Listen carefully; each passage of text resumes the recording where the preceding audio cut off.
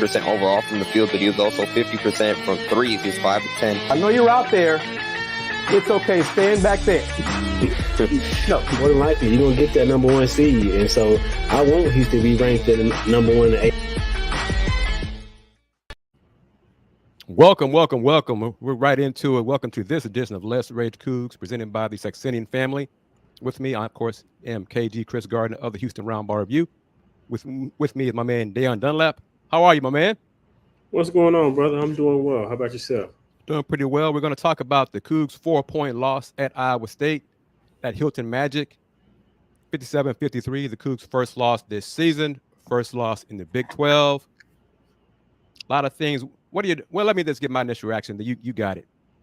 I was fun, man. I enjoyed it. Yeah, the Cougs lost, but they came back. They were down 14-0 to start the game. But I saw a lot of positives, man. Emmanuel Sharp looked good, scored 20. They were in the game despite LJ Cryer having his worst shooting game so far this season. They still had a chance to win the game. That's a positive to me. What are your thoughts? Yeah, I mean, I that's a positive I guess you could take away. I think in that first half, Houston getting off to such a slow start, getting down, what was it, 10 or 14 points?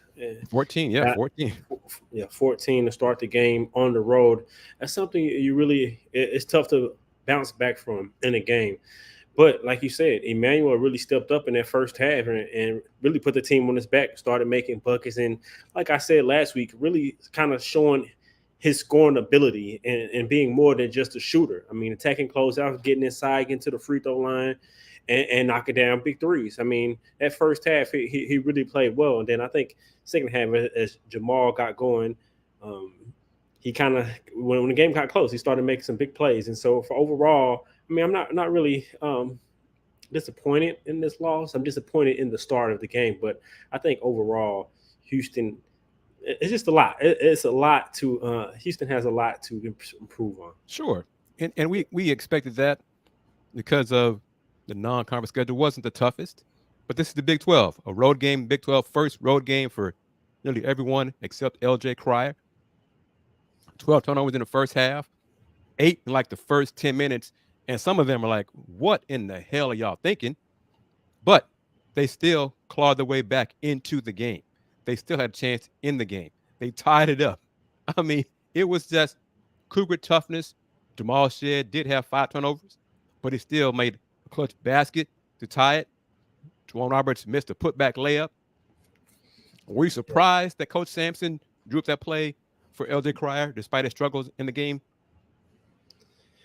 I was surprised. At that play call. I actually thought it was to Emmanuel, and then when I saw the misdirection screen to LJ, and then I was like, oh, okay. I mean, I was surprised, but I'm not mad at that call. I actually, despite I've seen a couple tweets, people tweeting and stuff like that already, I actually like that call. He's such a good shooter. He's proven, regardless of how he shot the ball so far tonight, with an open, good look like he didn't have, and if he could have had, if the play was executed to the way that I'm sure Coach Sampson and they practiced before, then I like it. Only thing that I didn't like was him still taking the contesting shot and not swinging it and keeping the ball moving once he didn't have a good look.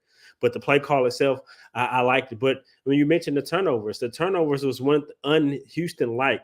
Yes. But you got to give credit to Iowa State in the pressure. They was able to really cause those turnovers and then capitalize off those turnovers. And they really did a good job. But they're really well-coached team. Yes. I mean, you could tell, well-prepared. They knew what Houston was going to do, how the rotation was going to come, extra passes to get there. And so that team was well-coached, they were well-prepared, and they played really well at home. They had such a good start. It was hard to overcome that start. But, I mean, I like what I saw, especially from Emmanuel. But Damian Dunn has to play better. When the game not even slows down, when Houston only, like I mentioned this before, Houston only has, I think Emmanuel now has proven he's one of them guys where you can give him the ball and isolate him and he can go get you a bucket.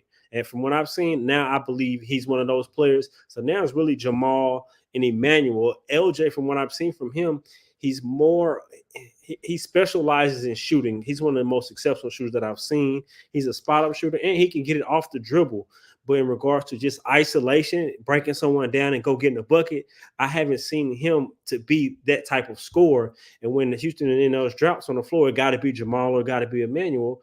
But an isolation player that's really good is Damian. And so he was inserted to the game and still had a couple of turnovers, didn't really get into a good rhythm. I think he needs to play more minutes through his mistakes to get more shots, get more comfortable in the game. Then he'll be able to have a bigger impact, because he's just going to have these moments a lot, and they need players can put the ball in the hole when it's caught. When the game is slowed down, you need to call a play. Just get somebody to isolate and get a bucket. And Damian is one of those guys that can do that. And I probably want to see J1 get a few more touches. Thank you. I was going with that because, I'm old school. I like getting down on the block, low post action. He got a bucket. Yeah. So I wanted a little more of that early in the first half when the offense kind of bogged down and they were turning it over a lot. Damian had 2 turnovers. He had a chance at a wide open 3. He airballed it. But the turnovers, Coach Sampson's really hard on him, so much so that he's not letting him play through those mistakes. So he doesn't trust him. It seems to be in his head. It Yeah. seems to be. I don't know, but just how it seems from watching him. It don't seem like he's playing freely like I've seen him play. It seems like he's in his head and he's thinking about it, making that mistake, and damn, I got to come out, versus just playing freely, playing loose, and just hooping. Because he's one of those players in this game, like someone who plays when he's in here a good rhythm and he can really hoop and he can really get buckets. And Houston's going to need that. Jamal, he has to do so much with not only being an elite defender, he's an elite defender. He proved that tonight. Yes. But then offensively, not only he's going one of the probably most clutchest players that we have, especially those big moments, but it's going to be often times where he might have to shoulder the offensively, and that's a lot. And I just think other players going to have to step up, like Damian. I mean, LJ on a game-to-game basis is going to give you what he's going to give you. And he's going to have nights like this, but it won't be too many. But I think another player consistently who Houston's going to need scoring, because you got to score. You're not going to be able to stop everybody like some of these teams that they play in the non-conference. You got to be able to score. And he's one of those scorers that we got to be able to unlock. And it was a 4-point loss. Iowa State, and one of the things Iowa State does something that a lot of Houston opponents don't do, a lot of teams don't do besides Houston, is they swarmed Jamal Shead out high. They trapped him. They did to Jamal what Houston does to other teams with the guard.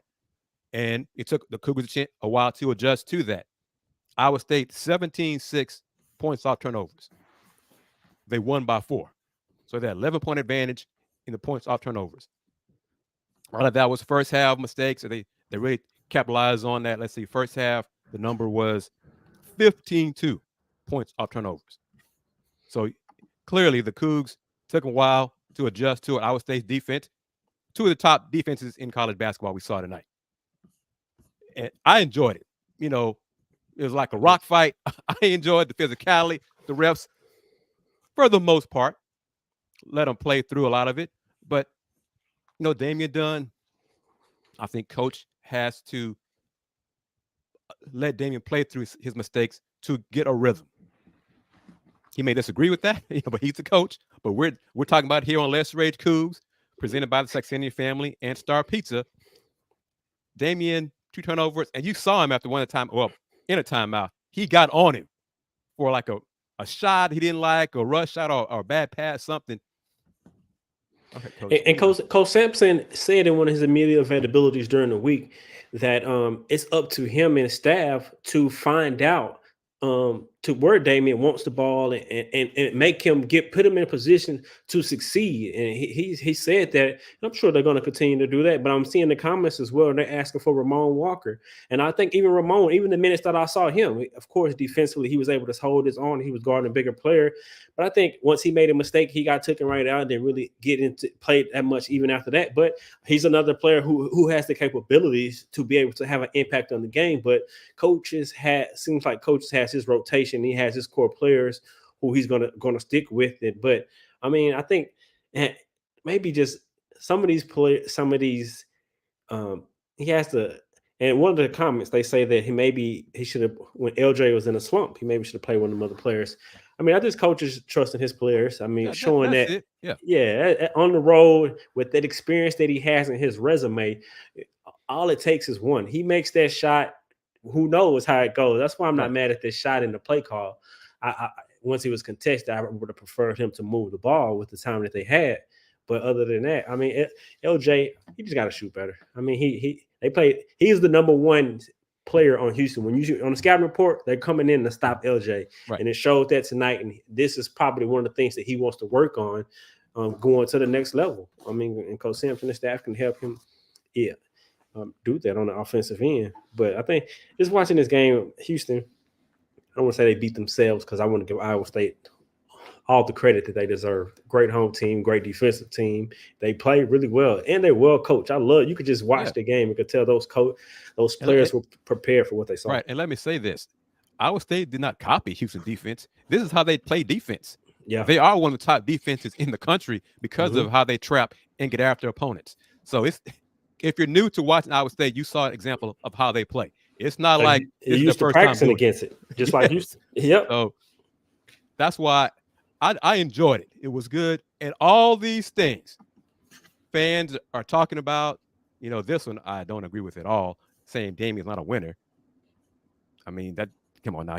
He's in a slump, and he doesn't have Coach Sampson's trust yet, and he's been here 4 months. So why would Coach Sampson trust him like he trusts Jamal or Juwan or, other players? Come on now, folks. Houston will need Damien Dunn at some point this season. Yeah, I don't know what they mean by quote unquote winner. What does that mean? I don't know. Yeah, I disagree with that too. But yeah, man. But man, one of the bright spots to today's game that I've seen was JVA. Yes. JVA had another great game, in my opinion. I know he only had 3 points. You know what he's doing now? He's dunking the ball.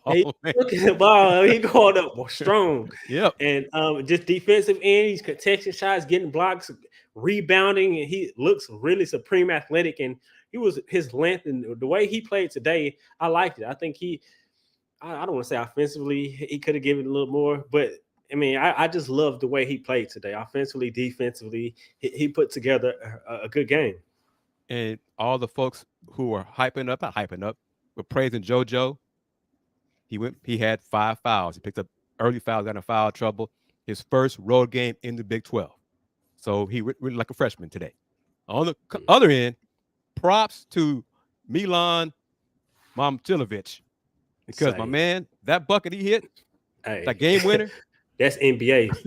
That was an NBA shot. Turn around, fade away off on the opposite shoulder over the small, and he knew it too. It's in his, that's something he practiced. That's something in his bag. He knew the double team was coming from the right side, so he turned over his left shoulder over Jamal, who he could shoot right over. All he could do is have to just fade. That was a beautiful shot. Shout out to him. The beautiful shot right there. Coach called the play for it. Like he called it isolation. You could tell they were ready. Hey, they're gonna W from this way. Okay, I got something for that, coach. Yep. Fade, bang. Ooh, that was nice. That was nice. Nothing to that. You got to give credit to the opponent, man. That was a hell of a play call, hell of a shot. Salute to him. I enjoyed that. Yeah, me but too. Real quick, thank you to today's secondary sponsor, Star Pizza. With multiple locations across the Houston area, Star Pizza is your go-to stop before or after the game. Be sure to stop by any of their locations every Tuesday during lunchtime for an all-you-can-eat pizza buffet. Star Pizza, as always, has free delivery since 1976. That's almost as old as I am. So salute Star Pizza, and of course, our primary sponsor is the Saxenian and the Saxenian Family. We're recapping the Cougs' first loss of the season, 57-53 at Iowa State in Ames, Iowa. A lot of fun, a lot of hard play, contact, physical play. The Cougs overcame that bad start, trailing 14-0. A lot of turnovers, but they still gave themselves a chance to win. I'm not worried about people, the haters out there. I'm sure the first half, they're like, see, we told you the Cougars weren't real. We told you. And I'm sure they were quiet second half. Boy, the Cougars tied the game up. Oh, man. So. Started the battle. I mean, those turnovers, man, they really hurt. You can't take it back. You can't take it back. Those turnovers, you add it all up, they cost them the game. 17-6 points off turnovers. The Cougs came into this game averaging 9 turnovers per game.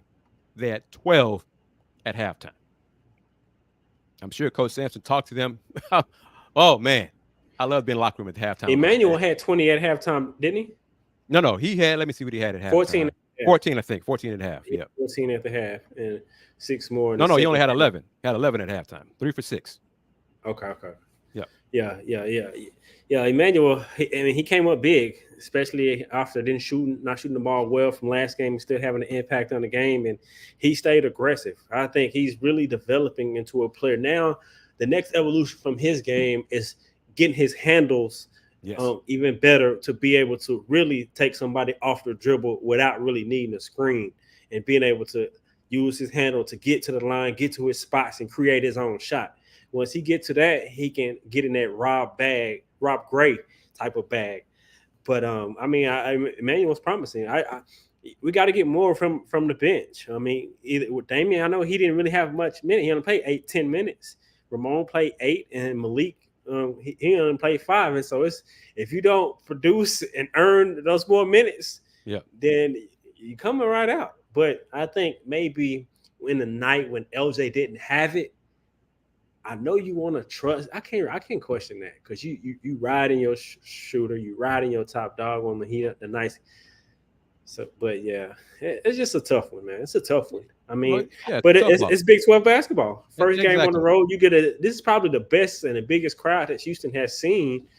Well, now they see big crowds last year because it's different though. It's one of the best different crowds in the country.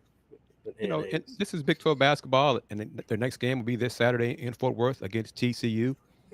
Should probably be will be a sellout. Iowa State was like 12th in the net. I mean, this is what fans wanted. They want to see the Cougs play top competition, be in a power conference. This is what they wanted. They got. You said it. I said it. We knew it. The Cougs were going to lose games in the Big 12. They're going to lose probably some more big games in the Big 12. They'll still be good come tournament time. They'll still make probably a deep run in the NCAA tournament. But this is iron sharpening iron. And that's what I'm enjoying. I'm enjoying as well. He definitely showed up. But LJ, he also has to develop his game when his three-point shot isn't going. Being a smaller guard, he has to be able to impact the game offensively in other ways, whether it's making plays or whether it's getting to the free throw line or projecting to the next level. You just be a 3-and-D type player.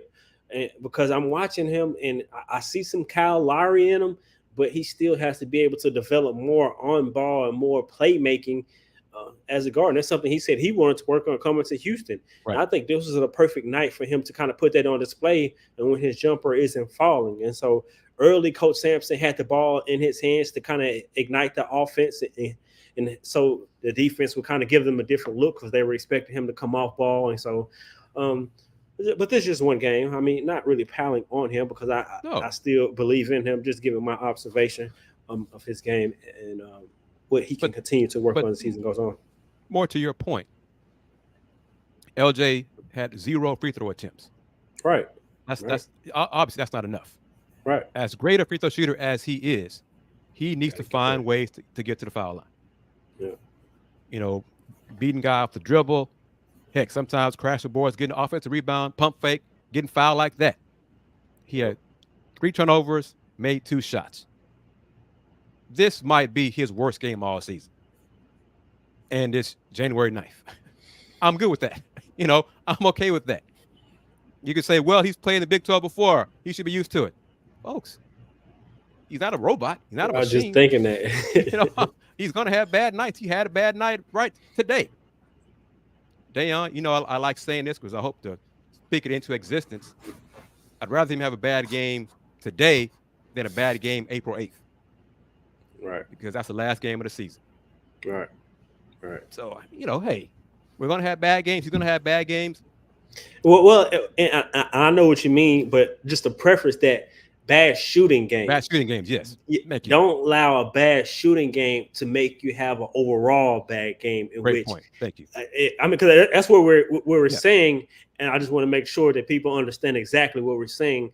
And in that, he has to find ways to impact the game offensively when he's having a bad shooting game. Yes. Because defensively, he still gave maximum effort, still impacting the game on the defensive end.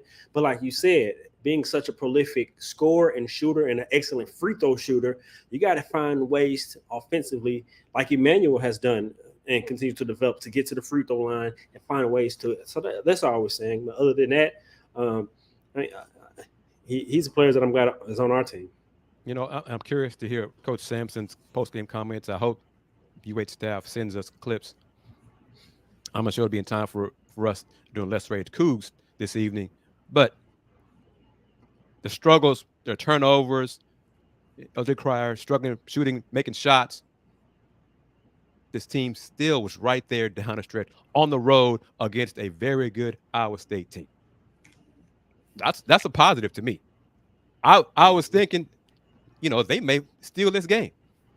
They were that close to playing poorly, had a chance to win, and almost won the game. But again, Milan, let me see if I can look at it and pronounce it again. Momcilovic, that turnaround jumper he made from baseline to break the tie at 53, that was a hell of a shot. Salute to him. That was a hell of a shot. He made it. He took it with confidence. He's like, yep, this is what coach called. I got this shorter man on me. I'm going to turn away from double team. Bucket. And then he looked at the Houston bench after the shot. I was like, ooh. Yeah. I like that, though. That was a great shot. Yeah, he's a freshman. So, yeah. And they were saying during the broadcast, he has a little Dirk Nowitzki in him and Larry Bird. And that was one of those Dirk, Larry Bird type shots, fading away. That was, tip my hat to him. That was a great shot right there. You know, and that's what we want to see, competition. Yeah, good competition. He made it. I mean, the double team came. He saw it, turned away from it, and hit a tough shot. Tip your hat to him. Salute to him. Xavier Hall. And let me say this to everybody. Big Jack, Xavier Hall, was it Ron HD, T.I., Miss Wanda, Emmett, folks watching us on Paul Slammer Jam on YouTube, as well as the Houston Roundbar Review on YouTube and Paul Slammer Jam on X.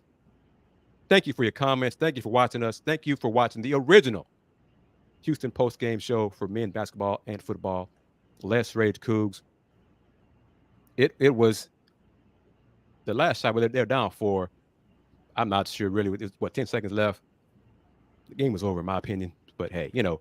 What did it say the last second? The last inbound shot by Shaq was a white flag waving. No, he just tried to get it on the rim. Yeah, he tried to get it on the rim and make the shot. Obviously, he never tried to miss a shot. And then get offensive rebound, which J1 did, and eventually got the putback. And so, no, I don't think that was the white flag. I disagree with Steven on this one. Great game for the Cougs, but something that has bothered me is that Roberts doesn't have very good hands for receiving any passes. He does not not in all caps, have the hands and fumbles easy passes. I'd say that more earlier about Javier Francis than Juan Roberts. But Steven, you're entitled to your opinion. Thank you for the comments. Done as concerning. How can I say this? We said it already. Scott, thank you for chiming in on X, on Paul Slammer Jammer's account. And, you know, throughout Saturday, and as you mentioned during the broadcast, Coach said it, Damian had a great week of practice. Coach said he was coming. He's getting better. But Coach just doesn't trust him enough to let him play through the mistakes. The turnovers, that's coming. That's part of the growth and trust that Coach will have in Damian. And, of course, you know, obviously it would help if Damian doesn't turn it over. you know, that would help too. But he is a guy that can get his own bucket, get his own shot. And I'm with you, Dayon. Coach, just, hey, I don't, you know, long term, Jamal, 37 minutes. Emmanuel, 37 minutes. Juan, 36 minutes. That's too many minutes, man. That's too many minutes. You got to trust your bench enough to get them up there near 15, 18, 20 minutes per game to rest your starters and play them around 32 minutes, not closer to 40. What do you think about that? I agree with that wholeheartedly. And because you preference what Coach Sampson said, and I want to preface that, with he also said, like I said earlier during the show, that he and staff has to do a better job of setting Damian up for success, getting him in the spots where he likes the ball, getting him in sets where he's comfortable on the floor. And I think there are concerns, and the concerns is doing that. And I believe in him. I mean, I know what he can do. And also to this point, it's not called a safety dribble. When he catches often, it's called a power dribble, Yes. which he uses to create space and get to his hook shot. It's not called a safety dribble. It's a power dribble. And from when I watch him, he has good hands. Maybe sometimes he misses passes, but I don't think is a concern with Jaywan having. I think even more, get him more touches, because Yes. he showed earlier in the season that he's a great passer as well. So maybe allow him to touch it in the post, collapse the defense, get to his hook shots with his left hand, and just get him more touches. But like you said, that's way too many minutes. I think Damian needs to play at least 20 minutes, but you got to earn those minutes. But at the same time, like Sampson said, he and staff have to find a way to unlock his game within the confines of what Houston wants to do. Because one thing I wanted to see was when Houston's in an adverse situation in a game like this, who is Coach Sampson going to go to? Early in that game, when they need a bucket, he know Damian is a scorer. He inserted him in the game quickly. But then the way the game, he pulled him back out. Emmanuel had it going. He stayed with him, and he stayed with his guys that he trusted. But in these situations, Coach Sampson is still learning as well in regards to this team and still working his magic. Like he said, it's gumbo. He's still putting it all in the pot, stirring it all up, and putting it together. So I got the ultimate trust in Coach Sampson, man. And Scott, we did mention that Juan missed a putback. We mentioned that in the final moments. Yes. Yep. Off balance. That was an off balance shot. He rushed it.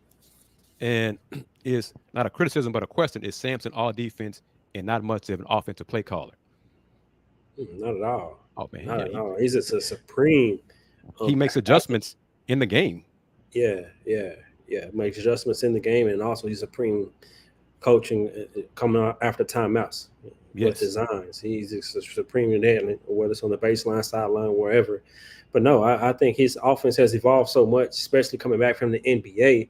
You see the plethora. Look at the set that they had getting to LJ. Although that was a good defensive play, that was a well-designed play because it got me watching. I thought the play was for Emmanuel because he had a good look, but he made the extra pass to LJ.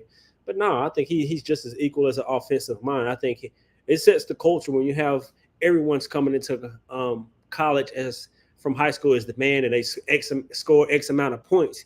You set the culture like, no, I know you're there in college. You got to defend. And that defense, how they defend, that travels. And that can keep them. That's how they got back in this game. With defending, get multiple stops in a row, they was able to make some shots. And so I don't think so at all. I think that's just part of him being a great coach, realizing the importance of defense and how when you have nights like this when your stars and even your team go on drops in within the game, you can rely on that defense to keep you in a game and potentially even win the game for you. And I think one of our complaints is at times they don't go to the low post, mid post enough. Yeah. Other than that, I mean, we're just picking at stuff here because Coach Sampson has shown that he will allow his guards what do you say? Fluorescent green light that used to give Quinn Grimes, Marcus Sasser, those guards, when they got it rolling, Rob Gray, those guys. I'm with you. I think Emmanuel Sharp is evolving to that level. He is. And one thing, I'm going back in my old brain, when Coach Sampson, Emmanuel signed, made it official, Coach Sampson did say it a couple of times that Emmanuel Sharp's scoring ability reminds him of Rob Gray. So he's now, his body in shape, getting stronger. I think we're starting to see that part of his bag evolving, and that's just going to help the team going forward. And Burt Reynolds, JoJo, looked like a freshman today. He did. Looked like a freshman in his first road game in the best conference in basketball. Yeah. Hey, LJ missed shots. Now, some of the shots he missed, he had like an air ball and 2 bricks. Those are like off LJ shots. He doesn't have it tonight. That happens. Now, Saturday against TCU, he might be on from the jump. It's one hard-fought loss. They're no longer undefeated. What a shame. They're 14-1, 1-1. They may fall from 1 to 2 in the net. Heck, they may stay at 1 in the net because there's the road loss and a Q1 opponent. But actually, I mean, like we expected them to lose games in the Big 12, but I'm actually kind of, I don't want to say happy they lost because I'm not happy that they lost, but I think it will serve them well losing so early in conference, especially on the road. I think, and Coach Sampson says this often, although it's a loss, but it's a lesson. The L is a lesson. It's plenty of lessons that the team and staff can take away from this game and figure out how they can utilize certain players and mix them out. I mean, use them in certain different minutes and all the things that we're discussing and how they do that. And we got such a great man at the head with Coach Sampson, his entire staff with him, Kellen, Quanis, Hollis, and the rest of the guys. And, you know, come on, Scott. I think you're reaching now. You're almost like you're trolling now. We've been exposed, locked down LJ. He missed shots. he missed shots. But Emmanuel stepped up. Yeah. Okay. Jamal came through down the stretch. I saw Javier Francis finally dunking the ball for the second straight game. He getting in, finishing strong at the hole. This staff will learn from this and make adjustments for Saturday against TCU. And they make adjustments for the next game. LJ is a spot-up shooter. Yes. Now you said that. That's not news. He's an elite spot-up shooter. Yes, he is one of the best. But that's not new to people in college basketball. Especially to the Big 12. Iowa State. Exactly. So this is not like Iowa State seen him at Baylor. He missed shots today. He had turnovers today. He didn't play well. And they still had a chance to win the game. For sure. Francis did look quick getting off his feet. He looked his athleticism, his length out there, the way he looked tonight. I really like what I saw from JVS tonight. He seems to be getting more comfortable. He seems to be reacting rather than thinking now. So let's see him do it again. You know, he's not done it, 2 games in a row. Let's see him do it again. Keep putting these good performances together. This is just making the team better. That's what this is all about. Big 12, win games, lose some games, learn from them. Come tournament time, that's when you want the team to play their best, right? And on the road, you want your role players to play really good. Yeah. I mean, you gotta expand and allow your role players to develop into their roles. Because like we were discussing, I think those amount of minutes and the way the season is going on is going to continue. We're going to need our role players to be stars in their roles and allow them to flourish. Because I mean, they were really non-existent. I mean, really tonight. Yeah. You know, let's see. And that's tough. Bench production, 5 points from the bench. That's tough. That's not going to get it done in Big 12 play, especially on the road. But I'm very confident in saying there's going to be very few other Big 12 games where the bench only scores 5 points. Yeah. This is all about getting better. I mean, hey, you could hear the difference. The crowd and the students weren't even there in Ames. It was loud. Ames, Iowa is a hell of a home court advantage. Most of the teams in the Big 12 have a hell of a home court advantage. It's part of what makes the Big 12 the best conference in men's basketball. We wanted it. We got it. This is going to be fun for as long as Houston is in the Big 12. Agreed. Damian needs to play better. Yes, he does. Needs to get more minutes. Like see Ramon gets more minutes.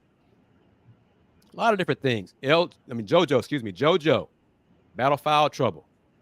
But you can even see, even with his foul trouble, you could see his future's bright too, man. I'm telling you, a lot of positives going forward in this, from what I saw in this game. Road loss at Iowa State, only by 4. Battle back from down 14. Yeah. Tied it up and gave themselves a chance to win on the road against a solid defensive club in Iowa State. Not much more you can ask from that. They almost overcame their 17-6 points off turnovers disadvantage. Jamal may be Let's one. see what this. Oh, go ahead. Go ahead. Disagree with the expose. Oh, There's yeah. nothing to expose except the sloppy mistakes. Yeah. I mean, some of those were, yeah. Yep. And again, you touched on it. I would say give them credit too. Mm-hmm. Their defense caused some of those turnovers. Not all of them, but some of them. And the Cougs still had a chance. They battled back and gave themselves a chance. Why? Because of their defense, their culture. Jamal Shead with those 2 block shots, the jumpers in the span of 30 seconds. That's Cougar basketball right there, man. I mean, that's Cougar basketball. They gave themselves a chance, and that's what you want. That's Jamal basketball. Jamal is an elite defender. Man, Jamal's an elite defender. He is. He really is a dog. I think he may be one of the most valuable point guards. And one of my group chats, one of my brothers said that he is. And I think I agree with that in college basketball. And he loves it too, man. He loves defense. And you know what? That ignites the team. That gets the team going. When he had that 4 run and Houston, I don't know I think they may have tied it. Yeah, tied the game up. And off that layup, you can see his passion. It ignited the bench. Yep. And so, I mean, his passion, everything about him, I think this team really, really follows. But he got to get those turnovers down. I mean, he's one of the things that he's so elite at is his assist to turnover ratio. And tonight, with those 5 turnovers, 3 assists, we can't have that from Jamal. Agreed. We cannot have that 1,000% from our lead guard, our quarterback. Yes. Jamal Shead, we cannot have that. He has to be better taking care of the basketball. And I'm sure Coach Sampson, Coach Staff, Jamal will say that we can't have. We will not lose a game. I mean, win a game when Jamal has more turnovers than he will assists. Agreed. Put some of that in. We cannot win a game if Jamal has more turnovers than he has assists. The rest of the players can have some turnovers, but we can't have Jamal having more turnovers than he has assists. We cannot win like that. Agreed. And I meant to do it, and I didn't do it, but I'm pretty sure the 5 turnovers tonight was a season high for him. He's got to see that trap coming when they're coming, especially when near the corner, half court line and the sideline. He's got to see that coming, pass it quicker, split it quicker, make quicker decisions. But I mean, there are negatives in this game, and we're trying to be clear and be objective to call like we saw it. There were things to improve upon. Can you download the video that Jeff just sent? It would probably take me too long to do it because I don't know how long it is. So, but okay. Yeah. But he can't do that. I think he'll learn from it. But one thing that I was watching, they did a job. What they wanted to was pushing him to shading him to his left hand, and he can go both ways. But I think at times he was making a conscious effort to get back to his right side, whether it's to get into a play or get into a certain set. But sometimes if they push him to a left, I want to see him take a couple of explosive dribbles and get to his pull-up and his floater games, which I've seen him do before. And maybe getting out to a better start offensively, because although Emmanuel carries in the first half, Jamal with those turnovers, if he scores more in the first half, I mean, maybe it's a different game. But that slow start with the turnovers, it's hard to overcome that against a really good team on the road. Oh, yeah. And the way Conrad he didn't send it as a drop box, so it's through Iowa State stuff, so I have to take more steps to get it. So, we're making screen share. I'm going to pull it up right now and see real fast. Yeah, see if you can do that. But Bobby Roy, come on, what you're saying is true. You know it's not going to happen. They're not going to get rid of the corporate seats. Those seats would easily be filled by regular Coug fans. Yes, but that money talks, man. Let's put it like that. The money talks. Not going to happen. But Cougs came back from down 14 zip, tied it up, took a lead. I think they led for a grand total of 32 seconds. But it was fun, competitive basketball. Iowa State ends up shooting 18-47 from the floor, 3 for 15 from 3 themselves, but they made 18 free throws to the Cougs 8. Both teams missed 4 foul shots. Iowa State was 18 for 22 from the line. Houston was 8 for 12. Iowa State 11 for 13 from the foul line in the second half. They were aggressive. They only had 5 fouls called against them. Hey, you could argue about that home cooking. Life on the road, Big 12. Life on the road in big time basketball. So I'm not going to quibble about that. I didn't find issues with the officiating. The Cougs turned it over, had a bad start, and that hurt them in the end. That's what it came down to. As a man working on that clip, reminding everyone, you're watching Let's Rage Coogs on Paul Slamma Jamma on X, as well as Paul Slamma Jamma on YouTube, and of course, Paul Slamma Jamma on the Houston Roundbar View YouTube channel. Thank you to the Saxenian family, Steve Saxenian, supporting us. And of course, our secondary sponsor, Star Pizza, with multiple locations across the Houston area. Star Pizza is your go-to stop before or after the game. Be sure to stop by any of their locations every Tuesday during lunchtime for an all-you-can-eat pizza buffet.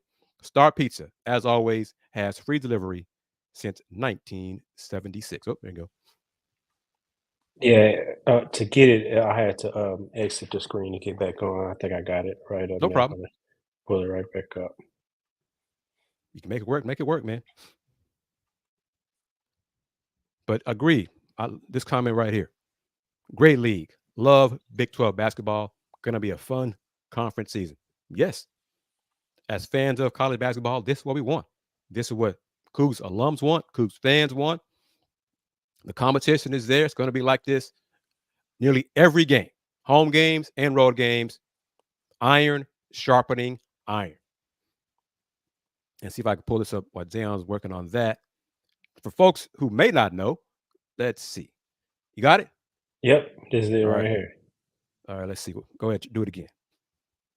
I got it. To kind of get you guys a little bit off kilter to get that early lead.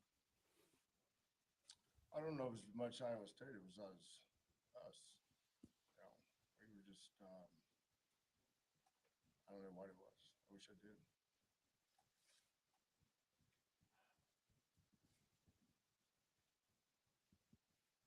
You guys are obviously known for playing a pretty physical brand of basketball, and that seemed to be the whole game for each team. Do you feel like that kind of leaned one way or the other by the end of the contest in terms of one team kind of coming out on top on that battle? Well, one team shot 22 free throws. And the other team shot 12. So. Coach, what were your impressions on the atmosphere tonight? Nothing changed. I remember being here one time and I think we're up 16 or 17 at halftime, and Jamal Tinsley couldn't hit water if he fell out of the boat from the 3-point line, made 6 threes second half. I'm exaggerating on both counts probably. Larry was the coach. I've always had great admiration for the fans here, people here.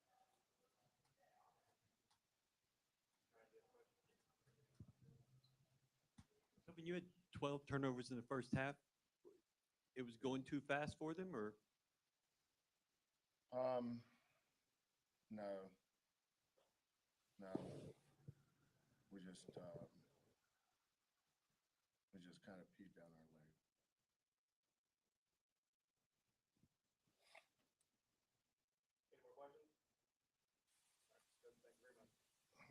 leg. Yeah, a couple players on here.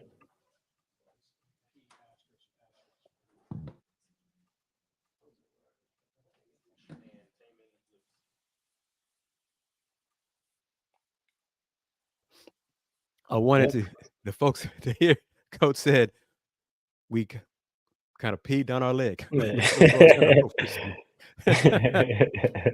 So some of those turnovers, Coach's point of view, were unforced. And they were unlike the Cougs. You said it, Jamal with 5 turnovers. That's unlike him. That's too many from him. And it sounds like Cosell was not happy with the officiating as well. I noticed that too. Yeah, and I didn't even realize the free throw discrepancy watching. Well, actually, it did stick out to me. And because I guess as I'm watching the game, I'm thinking about so many ways that we're beating ourselves. That kind of didn't stick out to me. The amount of fouls that we called. I mean, that were called against us, and how many times they went to the free throw line. And let's see, the Cougs ended up with 19 fouls. Iowa State had 12. Maybe a little again. home cooking. That's there you go. It's home cooking. that's how I say it. Hopefully the Cougs get that at Fertitta Center. We'll see what it's like this Saturday on the road against TCU. But even though State had more free throw attempts, the Cougs still had the game tied up down the stretch in that last minute before that tough bucket by the Iowa State freshman. And that was one of the first things that Coach Sampson said. He was like, I mean, we hurt ourselves. Yeah. I mean, just being honest, we hurt ourselves. And I mean, that's really quite being frank. I mean, everything he said, it was all short, but it was all brutally honest. And that's him. You know, that's Yeah. Coach Sampson. And that's why you, me, we're not worried about this team because of this loss. The season isn't over. They're going to learn from this, cut down on their mistakes, cut down on the self-inflicted wounds. They do that, they'll be fine. So, you know, I mean, Ron heard it. Absolutely did pee on our legs. Ha ha. Best way to put it, Coach. Yeah. So they stopped urinating on themselves in the second half and gave themselves a chance in the second half, that final minute. And that's what you want. Learn from this, limit those mistakes, win Saturday, and then come back and win at home. Saturday is going to be a tough game. Houston has the potential of losing back-to-back games they do. on the road. But, man, if anyone hasn't watched TCU with Miller, how he said Tollison, I can't remember his last name, but he just shot the ball so well against Kansas the other day. I don't want to pronounce his name. But they got some really, really good guards. They're really coached well by Jamie Dixon. I love the way they play. Michael Peavy is a really good defender and such a good utility player. This is going to be a tough game against a really good TCU team, and they want to look to beat Houston as well. I mean, Houston's ranked. TCU is currently unranked, and so this is going to be a tough game right here. Talk about was it Trevion Tennyson? Tennyson, yeah. When I was going to say Tennyson, I knew Tennyson. Man, he can really flat out shoot the ball. He can. They got the point guard who transferred there, Jameer Nelson Jr. Mm-hmm. He came off the bench last game, but he had a really good game with great decision maker, can finish the tough guard. So they got some really good guards over there, really good team, and well coached by Jamie Dixon. I'm looking forward to it, man. So that's going to do it for us. Thank you, everybody. We had a good turnout with this edition of Let's Rage Coogs, presented by the Saxenian Family. And finally, one more time, thanking our secondary sponsor, Star Pizza, with multiple locations across the Houston area. Star Pizza is your go-to stop before or after the game. Be sure to stop by any of their locations every Tuesday during lunchtime for an all-you-can-eat pizza buffet. Star Pizza, as always, has free delivery since 1976. I'm going to go first. It's just me and Dayon tonight. I am KG of the Houston Roundbar Review. Follow me on social media at Houston Roundbar Review on TikTok, Instagram, Spoutable, Threads, etc. Since 1994, the Houston Roundball Review. Local name, global perspective. My man, close us out. Hey, and I appreciate being on the side of you tonight. Tough loss for Houston. I think they will bounce back in Fort Worth against TCU. Appreciate all the people who joined us tonight. We had a really good turnout. Everyone, all the comments, our sponsors, of course. And, of course, it's always go Cougs, baby. Win, lose, or draw. Go Cougs.